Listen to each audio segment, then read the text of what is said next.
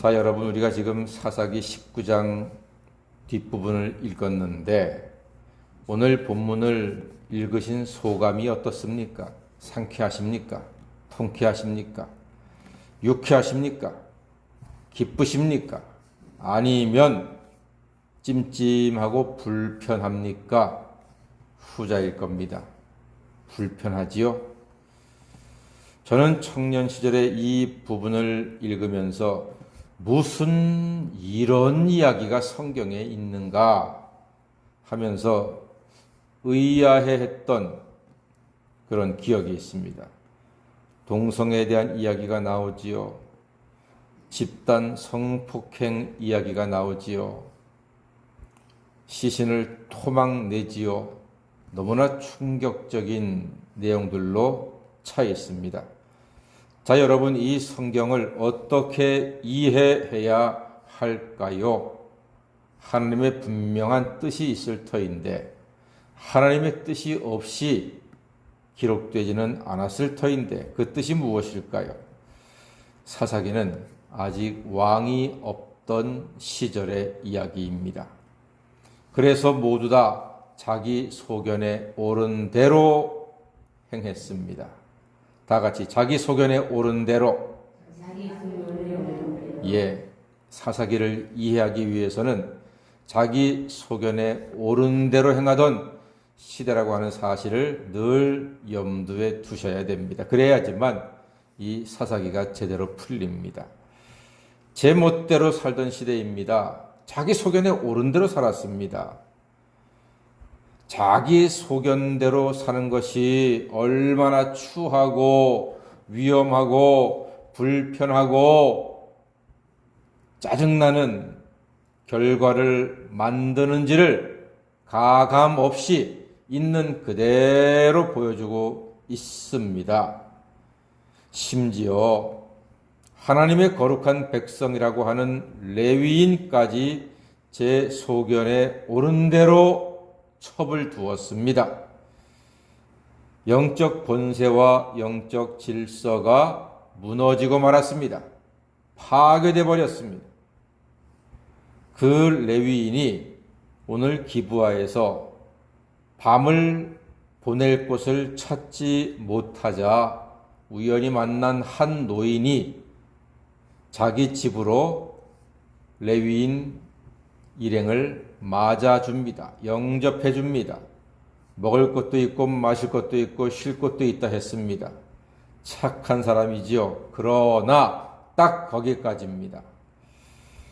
밖에서 그 지방 동네의 불량배들이 레위인을 내놓으라고, 그 남자 내놓으라고 성적인 쾌락을 즐기자고 말하는 것입니다.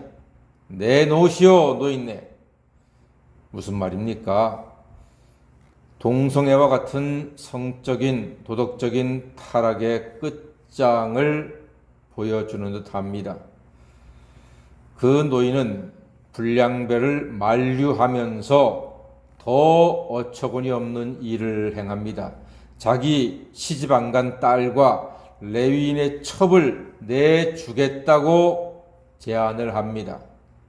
이거 완전히 미친 노인 아닙니까? 이게 제정신입니까? 근데 그 시대는 그랬어요. 왕이 없었기 때문에 제 소견에 옳은 대로 행했습니다. 앞뒤 분간하지 못해요. 하나님의 뜻에 합당한가? 이것이 영적으로 도덕적으로 괜찮은 것인가? 판단할 기준이 없는 거예요. 그러니까 이런 상식적으로 말도 안 되는 일을 하지 않습니까?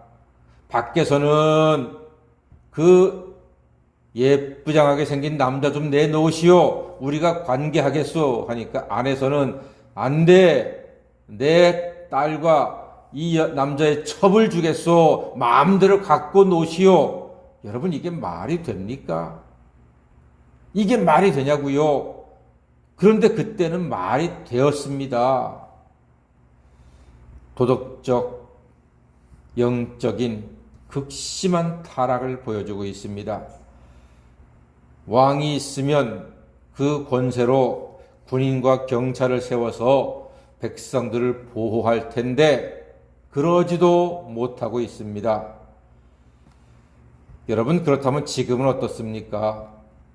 하나님이 없다고 하는 사람들, 하나님을 멸시하는 사람들은 여전히 쾌락과 타락과 불법과 탈법을 저지르면서 살고 있습니다. 살아도 아주 잘 살고 있는 것으로 보입니다. 이미 예수 그리스도께서 부활하신 후에 온 세상의 영적 통치자가 되어 계심에도 그들은 예수님의 통치, 그리스도의 통치를 불편해하면서 살고 있습니다. 오히려 지금 코로나 때문에 교회가, 예배가 코로나 확산의 원인이라고 손가락질하면서 사사기 때처럼 마치 하나님이 없는 것처럼, 하나님을 멸시하는 것처럼 살고 있다는 말입니다.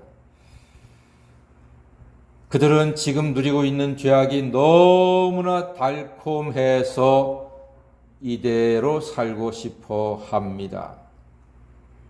자, 이야기인즉슨 밤새도록 이제 불량배들의 폭행에 시달렸던 레위인의 첩이 그만 목숨을 잃었습니다. 안타까운 일입니다. 그러자 레위인은 첩의 시신을 집으로 옮겨가서 그 불쌍한 여인의 몸을 12조각으로 잘라내어서 각 지파에게, 이스라엘 12지파에게 다 보냅니다. 왜 그랬을까요? 바로 기브아인의 만행을 폭로하고 있는 것입니다.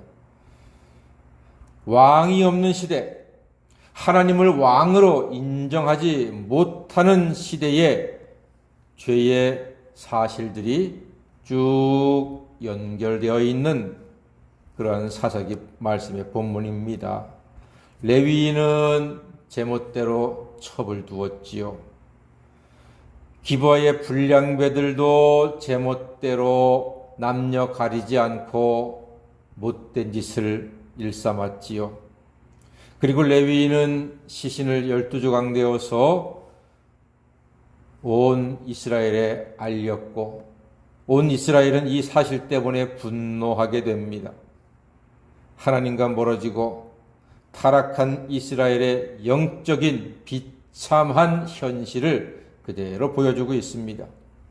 사랑하는 여러분, 여기까지만 보면 얼마나 답답하고 한숨이 나옵니까? 그러나 여기에서 시원하게 불어오는 산들바람 같은 소식이 있으니 이는 곧 예수 그리스도의 십자가입니다. 이 절망적인 상황 속에서 우리가 무엇을 보겠습니까? 어디에 소망을 두겠습니까? 어디에 마음을 두겠습니까? 예수님의 십자가밖에 없다는 사실을 이 암울한 현실 속에서 깨닫게 되는 것입니다. 답답한 현실을 소망으로 바꿀 수 있는 것은 오직 예수 그리스도의 십자가뿐인 줄로 믿습니다. 자기 소견에 옳은 대로 살면 비참한 인생 될 것이지만 예수 안에 있는 하나님의 뜻대로 살면 풍성한 열매와 소망 가운데 살아갈 수 있습니다. 그러므로 이 세대를 본받지 말고 오직 하나님의 선하시고 기뻐하시고 온전하신 뜻이 무엇인지 분별하여 평안하시며 승리하는 하나님의 자녀가 되시기를 주님의 이름으로 간절히 축원합니다.